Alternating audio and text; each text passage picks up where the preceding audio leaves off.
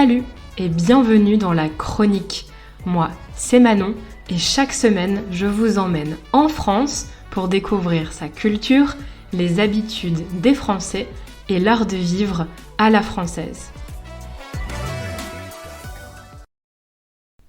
Aujourd'hui, on va parler d'un sujet important pour éviter des situations embarrassantes ou même très inconfortables. Je vais vous parler des tabous, des sujets qui fâchent. Fâcher, c'est un verbe qui signifie irriter, énerver, mettre en colère. Si vous êtes fâché, vous êtes énervé. Alors, un sujet qui fâche, c'est une source de discorde, de mésentente, voire de dispute. Un sujet qu'on veut éviter, quoi.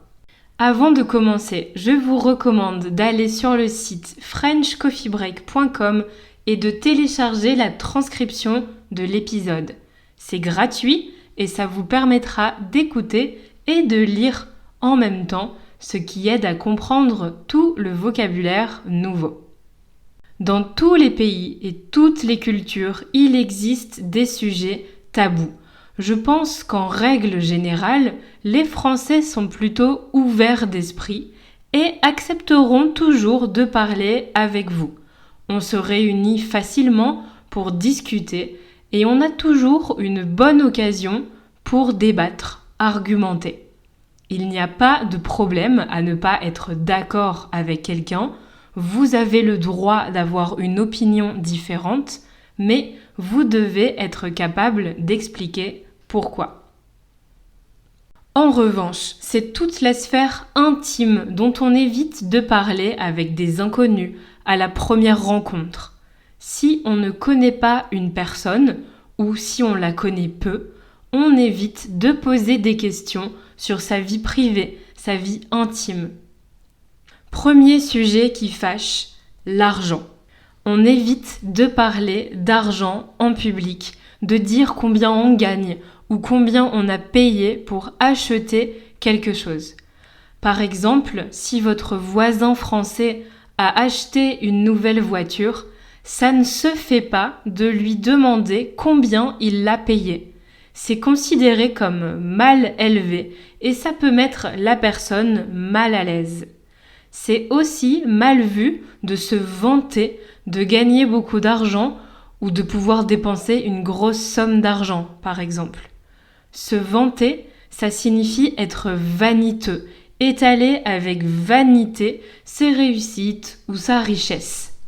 Il y a même un proverbe qui dit « Pour vivre heureux, vivons cachés ». Cela signifie que pour être heureux, il ne faut pas montrer, étaler, exposer ses biens matériels, sa richesse ou sa réussite.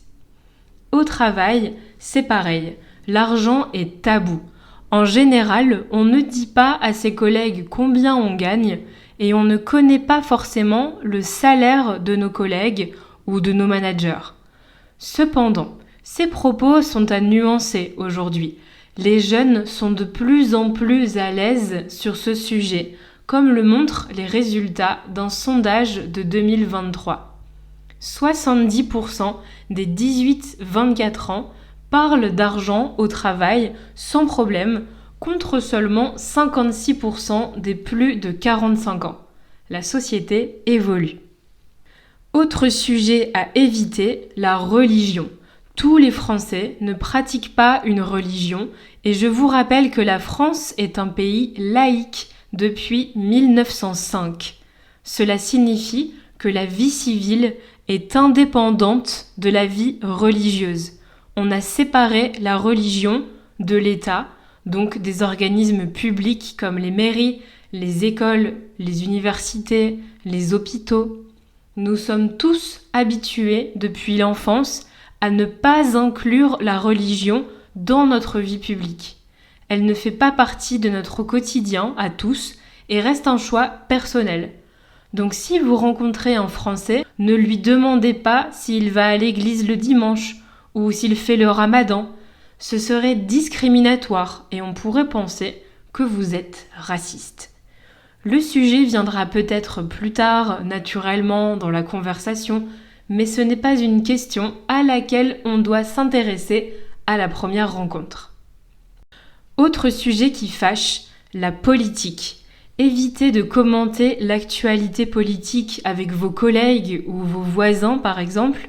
Vous ne connaissez pas forcément leurs opinions et c'est un sujet qui peut offenser ou blesser. De la même manière, ne demandez pas à un Français pour qui il va voter aux prochaines élections ou s'il est d'accord avec la dernière réforme du gouvernement. C'est une conversation qui peut le mettre mal à l'aise, sûrement par peur d'être jugé ou simplement de créer une discorde.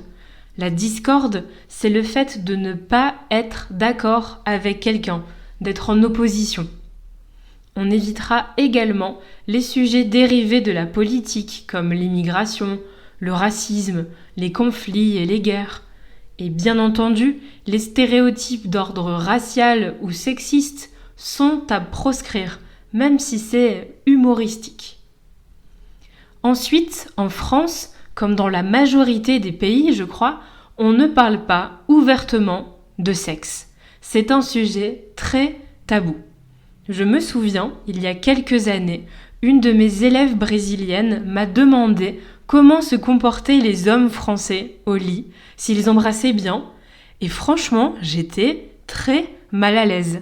Votre culture est peut-être différente, et c'est pas grave du tout. Pour vous, c'est peut-être un sujet qu'on peut aborder sans pudeur, mais c'est le genre de question que vous devez absolument éviter avec des personnes que vous connaissez peu en France et surtout dans un contexte professionnel. L'orientation sexuelle, quant à elle, peut être abordée, mais avec précaution.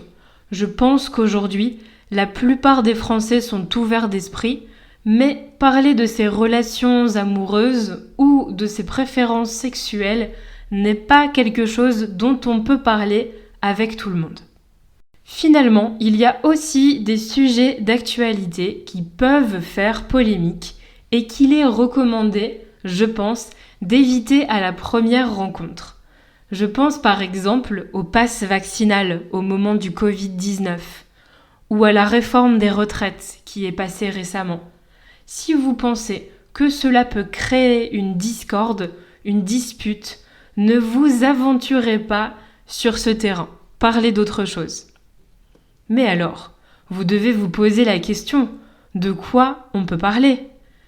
Avec une personne qu'on connaît peu, on privilégie les sujets légers et factuels. On parlera donc de météo. Là-dessus, tout le monde est d'accord et il n'y a pas d'avis à donner. Mais attention à ne pas dériver vers le changement climatique. Les climato-sceptiques sont partout et peuvent se fâcher si vous leur parlez du recyclage ou des conséquences de prendre l'avion. Vous pouvez aborder sans risque votre vie quotidienne, vos vacances et vos sorties. Vous êtes allé au cinéma ou vous avez testé un nouveau restaurant. Vous avez un bar à recommander pour boire un verre après le travail. Vous avez découvert un nouveau magasin de vêtements à la mode. Aucun problème pour en discuter avec vos collègues, voisins et autres connaissances françaises. Vous pouvez également parler de culture, événements culturels, livres, expositions, mode ou d'événements sportifs. Cela peut même créer une certaine complicité. Attention tout de même, en ce qui concerne le football, certaines personnes supportent une équipe avec passion et peuvent être très susceptibles quand ils entendent parler d'une équipe rivale. Essayez donc de chercher des points communs ou de parler de centres d'intérêt qui concernent votre interlocuteur. Et petit à petit, la conversation se tournera naturellement vers des sujets plus personnels. Je tiens à préciser que la société évolue et les mentalités changent. Je pense qu'en général, les jeunes sont plus ouverts et plus libres. Ils parlent facilement de tout et sont, à mon avis, plus tolérants que leurs parents. Aujourd'hui, on peut mélanger plus facilement les gens d'origine ethnique différente ou de religion différente, par exemple, sans que cela ne pose aucun problème. Les jeunes Français ne sont plus gênés de dénoncer des problèmes de société, comme les inégalités hommes-femmes ou les violences policières, et ils contestent plus facilement que leurs parents ce qu'ils n'aiment pas, ce qui ne leur convient pas.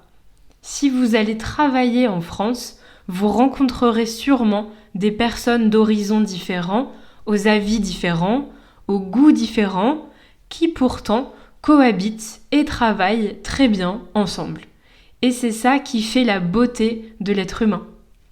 Je vous recommande d'éviter ces sujets tabous au premier abord, mais par la suite, soyez vous-même, détendez-vous et tout se passera bien.